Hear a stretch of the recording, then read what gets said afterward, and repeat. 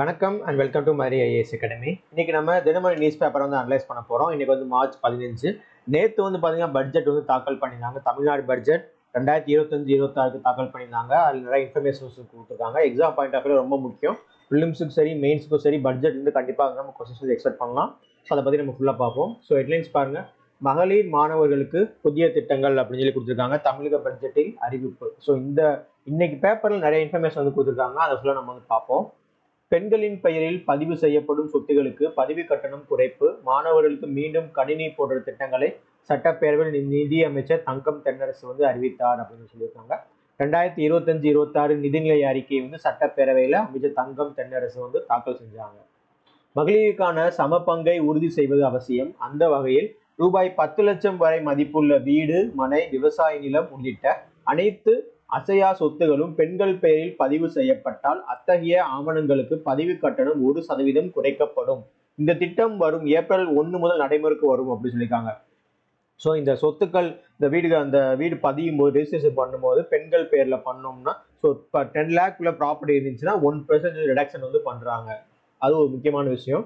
அடுத்த வரும் 5 ஆண்டுகளில் 1 லட்சம் மகளிரை தொழில் முனைவோராக உருவாக்க பெருந்திட்டம் செயல்படுத்தப்படும். இந்த திட்டத்தின் கீழ் 20% மானியத்துடன் ரூபாய் 10 லட்சம் வரை வங்கி கடன் பெற்று மகளிர் பல்வேறு தொழில்கள் தொடங்க வழி ஏற்படும். இதற்காக அவர்களுக்கு உரிய திறன் மேம்பாட்டு பயிற்சிகள், விற்பனைக்கான ஆலோசனைகள் வழங்கப்படும். வரும் நிதியாண்டில் இந்த திட்டத்துக்கான மானிய நிதியுதவியாக 275 கோடி வந்து ஒதுக்கப்படும் அப்படின்னு சொல்லியிருக்காங்க. அடுத்து முதல் கட்டமாக அடுத்த 2 ஆண்டுகளில் 20 லட்சம் கல்லூரி மாணவர்களுக்கு அவரவர் விருப்பத்தின் அடிப்படையில் ஒவ்வொருவருக்கும் கைக்கணினி அல்லது மடிக்கணினி வழங்கப்படும். அந்த திட்டத்துக்காக நிதியாண்டு 2000 கோடி வந்து ஒதுக்கப்படும் அப்படின்னு சொல்லியிருக்காங்க. ஸோ வந்து முன்னாடி வந்து கணினி கொடுத்துருந்தாங்கன்னா அந்த மாதிரி மீண்டும் கணினி அப்படின்னு கொடுத்துருக்காங்க. அப்புறம் 40,000 பணியிடங்கள் நிரப்பப்படும் அப்படின்னு சொல்லியிருக்காங்க. அடுத்து ஊரக பகுதிகளில் ரூபாய் 3500 கோடியில் 1 லட்சம் புதிய வீடுகள். கடந்த ஆண்டு கலைஞரின் கனவு இல்லம் திட்டம் அறிமுகப்படுத்தப்பட்டது. 2030ஆம் ஆண்டுக்குள் தமிழகத்தின் ஊரக பகுதிகளில் 8 லட்சம் கான்கிரீட் வீடுகள் கட்டித்தரும் நோக்கத்துடன் கடந்த ஆண்டு தொடங்கப்பட்ட 1 லட்சம் புதிய வீடுகள் கட்டும் பணிகள் அனைத்து மாவட்டங்களிலும் விரைவாக நடைபெற்று வருகின்றன. தொடர்ந்து 2025-26 1 லட்சம் புதிய வீடுகள் ரூபாய் 3500 கோடியில் கட்டும் பணிகள் தொடங்கப்படும். அடுத்து 2025-26 இந்த திட்டத்தின் கீழ் 25,000 புதிய வீடுகள் ரூபாய் 600 கோடி மதிப்பீட்டில் கட்டித்தரப்படும் அப்படின்னு சொல்லியிருக்காங்க. அடுத்து மத்திய அரசுக்கு கோரிக்கை. மகாத்மா காந்தி தேசிய ஊரக வேலைவாய்ப்பு உறுதி திட்டத்தை செயல்படுத்துவதில் தமிழகம் முன்னோடி மாநிலமாக திகழ்ந்து வருகிறது. ஆனால் 2024 நவம்பர் 27 முதல் மார்ச் 11 வரையிலான அந்த ஆண்டுல பாத்தீங்கன்னா தொழிலாளர்களுக்கு வழங்க வேண்டிய ரூபாய் 2,831 கோடி ஊதியம் வந்து இன்னும் கொடுக்காம இருக்காங்க. அதை வந்து விரைவில் வந்து கொடுங்க அப்படின்னு சொல்லி வந்து கேட்டிருக்காங்க. அடுத்து சென்னைக்கு அருகே 2000 ஏக்கரில் புதிய நகரம் வந்து உருவாக்கப்படும் அப்படின்னு சொல்லியிருக்காங்க. அதை நம்ம ஃபியூச்சர் நம்ம வந்து பார்க்கலாம். அடுத்து பாருங்க, அரசு ஊழியர்களுக்கு மீண்டும் ஈட்டிய விடுப்பு சரண் நடைமுறை அப்படின்னு சொல்லியிருக்காங்க. கொரோனா நோய் தொற்று பரவியிருந்த காலத்தில் தமிழ்நாடு அரசின் நிதிநிலையில் பெரும் சுமை ஏற்பட்டது. இதனால் அரசு ஊழியர்கள், ஆசிரியர்களுக்கான ஈட்டிய விடுப்பை சரண் செய்யும் நடைமுறை நிறுத்தி வைக்கப்பட்டது. இதை மீண்டும் செயல்படுத்த வேண்டும் என்ற கோரிக்கைகள் முன்வைக்கப்பட்டன. அவற்றை பரிசீலித்த முதல்வர் இதை மீண்டும் செயல்படுத்த உத்தரவிட்டார். அதன்படி அரசு அலுவலர்கள் மற்றும் ஆசிரியர்கள் ஈட்டிய விடுப்பு நாட்களில் 15 நாட்கள் வரை சரண் செய்து பலன் பெறலாம் அப்படின்னு சொல்லியிருக்காங்க. அடுத்து முக்கிய துறைகளுக்கு நிதி ஒதுக்கீடு கோடியில் வந்து கொடுத்துருக்காங்க. ஒரு முக்கியமான டாபிக் பாருங்க. ஸோ கல்விக்கு பாருங்க 55,261 கோடி ஒதுக்கியிருக்காங்க. மக்கள் நல்வாழ்வுக்கு 21,906 கோடி, காவலுக்கு 13,342 கோடி. அடுத்து வந்து பாருங்க சமூக நலன்களுக்கு 8,597 கோடி. அது நகர்ப்புற வளர்ச்சி கொடுத்துருக்காங்க. எரிசக்தி, போக்குவரத்து துறை, குறு சிறு நடுத்தர தொழில்கள், அப்புறம் ஊரக வளர்ச்சி, நெடுஞ்சாலைகள், நீர்வளம், ஆதி திராவிட பழங்குடியினர் நலம். இது எல்லாமே ரொம்ப முக்கியமானது. நம்ம டேப்லெட் காலமா இல்லை ஒரு நோட்ஸ் எடுத்து வச்சுக்கோங்க. கண்டிப்பா இதுல இருந்து ஏதாவது கொஸ்டின் எக்ஸ்பெக்ட் பண்ணலாம். சரிங்களா? அடுத்து ராமேஸ்வரத்தில் புதிய விமான நிலையம் வந்து அமைக்கப்படும் அப்படின்னு சொல்லி கொடுத்துருக்காங்க. அது தமிழ்நாட்டுல எங்க புதிய விமான நிலையம் அமைக்கப்படும் சொல்லி பட்ஜெட்ல சொல்லியிருந்தாங்க பாத்தீங்கன்னா ராமேஸ்வரம்.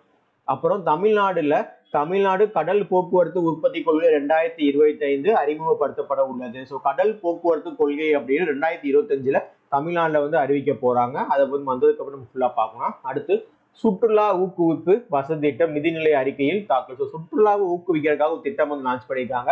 ரூபாய் 70 கோடியில் சுற்றுச்சூழல் பூங்கா, நீலகிரி மாவட்டம் உதகையின் மையப்பகுதியில் சுமார் 52 ஏக்கர் பரப்பளவில் அமைந்துள்ள ரேஸ்கோஸ் பகுதியில் ஒரு எழில்மிகு சுற்றுச்சூழல் பூங்கா 70 கோடி மதிப்பீட்டில் அமைக்கப்படும் அப்படின்னு சொல்லியிருக்காங்க. அடுத்து கால்நடை இனப்பெருக்க கொள்கை உருவாக்கப்படும். ஸோ கால்நடை இனப்பெருக்காக ஒரு கொள்கை உருவாக்கப்படும் சொல்லியிருக்காங்க. அடுத்து மூத்த குடிமக்களுக்காக ரூபாய் 10 கோடி 25 அன்பு சோலை மையங்கள் அப்படின்னு சொல்லி கொடுத்துருக்காங்க. பாருங்க, மூத்த குடிமக்களின் முழுமையான பராமரிப்புக்கென மதுரை, கோயம்புத்தூர், திருச்சி, சேலம், திருப்பூர், ஈரோடு, தூத்துக்குடி, வேலூர், தஞ்சாவூர் மற்றும் திண்டுக்கல் உள்ளிட்ட மாநகராட்சிக்கு ரூபாய் 10 கோடி நிதி ஒதுக்கீட்டில் 25 அன்புச்சோலை மையங்கள் அமைக்கப்படும். இந்த பகல் நேர பாதுகாப்பு மையங்களில் முதியவர்கள் தோழமை உணர்வுடன் பயனுள்ள பணிகளும் ஈடுபடலாம் அப்படின்னு சொல்லியிருக்காங்க. அடுத்து 14 வயதுகளுக்கு உட்பட்ட சிறுமிகளுக்கு கருப்பைவாய் புற்றுநோய் தடுப்பூசி அப்படின்னு சொல்லி கொடுத்துருக்காங்க. கருப்பைவாய் புற்றுநோய் மனித பாப்பிலோமா வைரஸ் முக்கிய காரணமாகும். அதை கருத்தில் கொண்டு அதற்கான தடுப்பூசி திட்டம் நாட்டில் பல்வேறு இடங்களில் செயல்படுத்தப்பட்டு வருகிறது. தமிழகத்தில் சோதனை முறையாக விழுப்புரம் மாவட்டத்தில் 9 முதல் 14 வயது வரையிலான சிறுமிகளுக்கு இந்த தடுப்பூசி திட்டத்தை இலவசமாக வழங்கும் திட்டத்தை கடந்த ஆண்டு முதல்வர் ஸ்டார்ட் பண்ணி வச்சாங்க. இப்போ அந்த ஊசி இன்னும் கொஞ்சம் எக்ஸ்பேண்ட் பண்ண போறாங்க.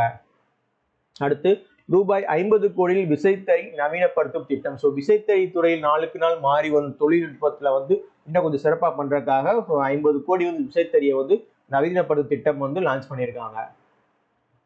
அடுத்து பார்க்கலாம். அடுத்து பாருங்க, 30 இடங்களில் முதல்வர் படைப்பகம் அப்படின்னு சொல்லி கொடுத்துருக்காங்க.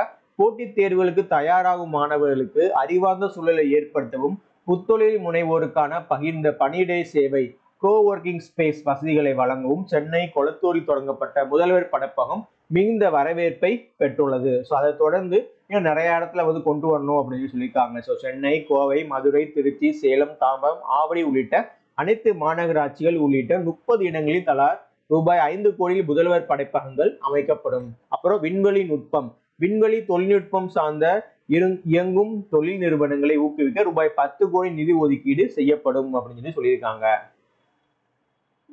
அடுத்து பேரவையில் இன்று வேளாண் நிதிநிலை அறிக்கை தாக்கல் அப்படின்னு சொல்லியிருக்காங்க. அந்த துறையின் வேளாண் துறையின் அமைச்சர் யாரு பாருங்க, பன்னீர்செல்வம் அவர்கள் தாக்கல் செய்ய போறாங்க. அது ரொம்ப முக்கியமான இன்ஃபர்மேஷன் கொடுப்பாங்க. பேரவையில் இன்று வேளாண் நிதிநிலை அறிக்கை. அடுத்து தமிழ்நாடு பட்ஜெட் நிதிநிலை அறிக்கை எல்லோருக்கும் எல்லாம் தங்கம் தென்னரசு அவங்க லான்ச் பண்ணாங்க. சொந்த வரி வருவாயில் ஆதிக்கம் செலுத்தும் வணிக வரி பதிவுத்துறை அப்படின்னு சொல்லியிருக்காங்க. மாநிலத்தின் சொந்த வரி வருவாய் பாருங்க 2,20,895 இருக்கு. அப்புறம் வரி அல்லாத வருவாய் பாருங்க 28,818 ரூபாய் இருக்கு.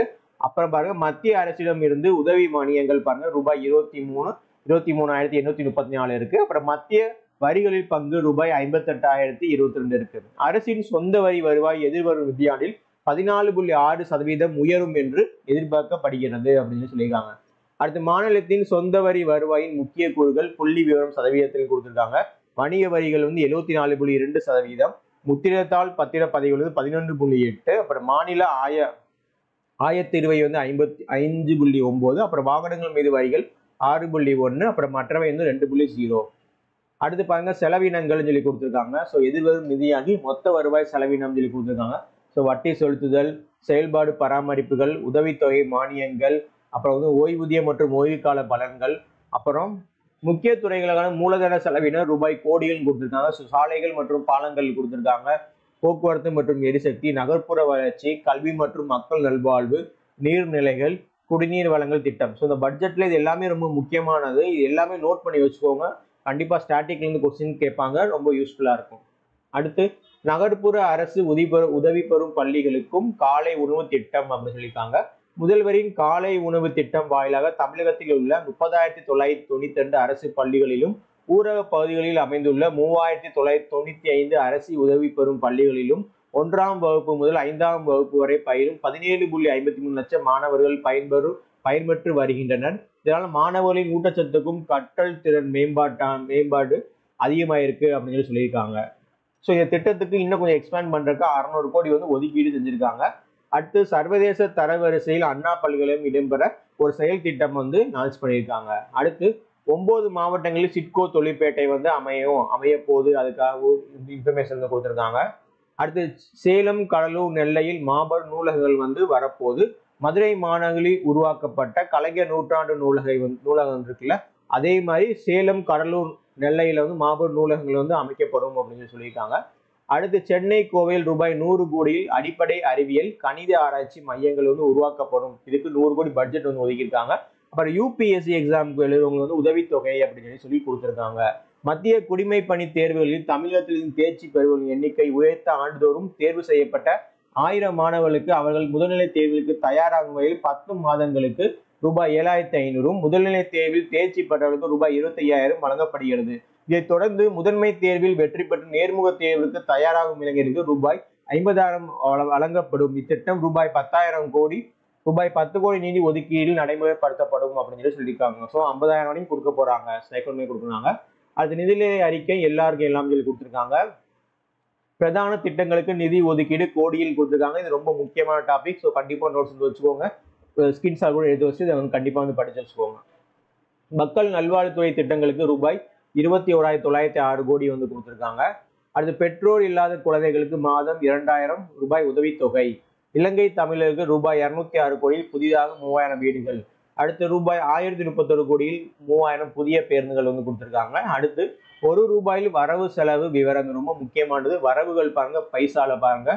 பொதுக்கடன் 31.4 பைசாவும், கடன்களின் வசூல் மற்றும் மூலதன வரி 0.2 பைசா. அப்ப மத்திய அரசிடமிருந்து உதவி மானியங்கள் 4.9 பைசா. அப்ப மத்திய வரிகளின் பங்கு 12 பைசா. மாநிலத்தின் சொந்த வரி அல்லாத வருவாய் 5.9 பைசா. அப்புறம் மாநிலத்தின் சொந்த வரி வருவாய் 45.6 பைசா வந்து கொடுத்துருக்காங்க. இது வந்து ₹1 வரவு செலவு திட்டம். இல்ல வரவுகள் பார்த்தோம். இப்போ செலவுகள் பார்த்தோம்னா செயல்பாடுகள் பராமரிப்புகள் 3.5 பைசா, மூலதன செலவு 11.8, பட்டி செலுத்துதல் 14.5, உதவித்தொகை மானியங்கள் 31.6, கடன் வழங்குதல் 1.8, ஓய்வூதியம் மற்றும் ஓய்வு கால பலன்கள் 8.5, ஊதியங்கள் 18.6, கடன்களை திருப்பி செலுத்துதல் 9.7 அப்படின்னு சொல்லியிருக்காங்க. வரவு செலவுகள் பார்த்து வச்சுக்கோங்க, எக்ஸாம்பிள் வந்து கேட்கலாம் கண்டிப்பா. அடுத்து பாதுகாப்பை கட்டமைப்பு மேம்பாடு. கோவை, திருச்சி, மதுரை, தாம்பரம், ஆவடி ரூபாய் 70 கோடியில் புதிய திட்டம். ஸோ ட்ரோன் மூலமா மக்களுக்கு வந்து பார்த்தீங்கன்னா பாதுகாப்பு கட்டமைப்பு வந்து மேம்பாடு பண்றதுக்காக ஒரு திட்டம் வந்து லான்ச் பண்ணியிருக்காங்க, பட்ஜெட்ல வந்து சொல்லியிருக்காங்க.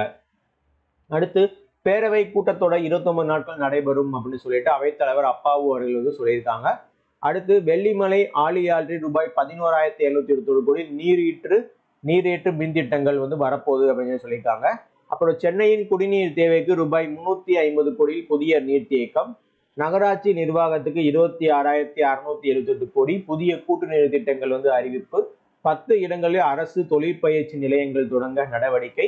அப்போ சமக்கிர சிக்ஷா திட்டம் தமிழக அரசு 2,152 கோடி ஒதுக்கீடு. மத்திய அரசின் PMC திட்டத்தை தமிழக அரசு ஏற்றுக்கொள்ளதால் மத்திய அரசு நிறுத்தி வைத்துள்ள சமக்கிர சிக்ஷா திட்டத்துக்கான 2,152 கோடியையும் அந்த கோடி நிதியையும் தமிழக அரசே வழங்கும் என நிதிநிலை அறிக்கையில் தெரிவிக்கப்பட்டுள்ளது. அடுத்து அம்பேத்கர் அயலக உயர்கல்வி திட்டம் ரூபாய் 65 கோடி வந்து ஒதுக்கீடு. அடுத்த 5 ஆண்டுகளில் $1 டிரில்லியன் பொருளாதார சாத்தியமா, அதை பத்தி கொடுத்துருக்காங்க. ஸோ தமிழ்நாட்டில் வந்து 2030 ஆண்டுக்குள் மாநிலத்தில் பொருளாதாரத்தை $1 டிரில்லியன் அளவு உயர்த்த வேண்டும் அப்படின்னு சொல்லி டார்கெட் ஃபிக்ஸ் பண்ணியிருக்காங்க. அது பாசிபிளா சொல்லி அதை பத்தி ஒரு பேசியிருக்காங்க. அடுத்து சைனாவில் SCO பாதுகாப்பு அமைச்சர்கள் மாநாடு.